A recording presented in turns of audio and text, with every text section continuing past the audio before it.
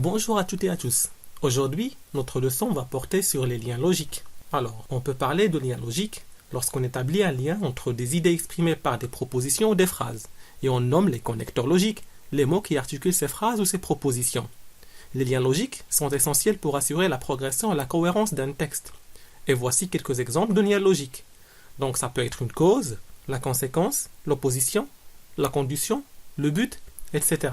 En ce qui concerne la cause est un lien logique qui met en avant un événement qui entraîne un autre, ou bien il le justifie. Prenons à titre d'exemple les deux phrases.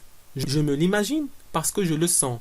Et la deuxième phrase, je vais apprendre tout ce que je pourrai, car j'ai toutes les envies du monde d'être savant. Alors ici, dans la première phrase, on distingue entre une première proposition, je me l'imagine, un connecteur logique qui introduit la cause, parce que, et une deuxième proposition, je le sens. Pour la deuxième phrase, la même chose. On distingue aussi entre une première proposition, cette fois-ci, je vais apprendre tout ce que je pourrai, introduite par un lien logique qui est car cette fois-ci, et une deuxième proposition, j'ai toutes les envies du monde d'être savant. Alors, en ce qui concerne la cause, elle peut être introduite par des listes de connecteurs logiques. Par exemple, parce que, car, à cause de, puisque, du fait de, comme, en raison de, ou bien étant donné que. L'expression de la conséquence met l'accent sur le résultat d'un événement, sa suite logique. Alors, prenons à titre d'exemple les deux phrases.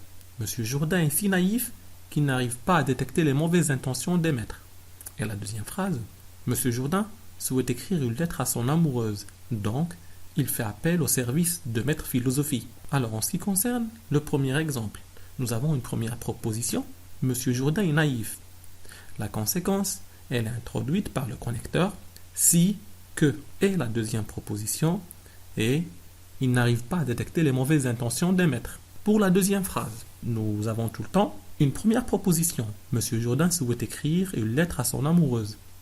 La conséquence est introduite par donc et une deuxième proposition, il fait appel au service de maître philosophie. Alors nous pouvons dire qu'il existe des listes de connecteurs logiques qui expriment la conséquence, comme par exemple donc, alors, ainsi, aussi, c'est pourquoi, en conséquence, par conséquent, et si bien que. En ce qui concerne l'opposition, les connecteurs logiques d'opposition sont utilisés pour souligner la contradiction ou bien l'apparente incompatibilité entre deux faits. Prenons à titre d'exemple les deux phrases.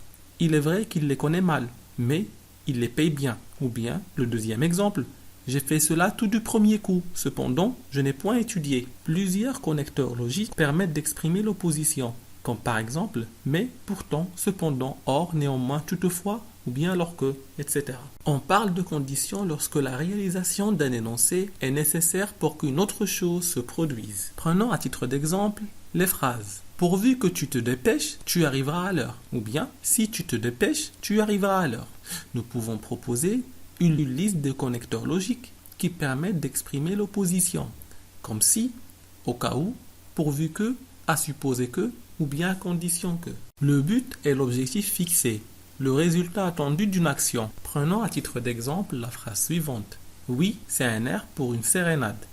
Donc ici, le but est introduit par le connecteur pour. Alors on peut proposer une liste de connecteurs logiques exprimant le but, comme par exemple pour, afin que, afin de, dans le but de, ou bien pour que. Notre cours de langue aujourd'hui a pris fin. Je vous remercie pour votre attention et à la prochaine séance.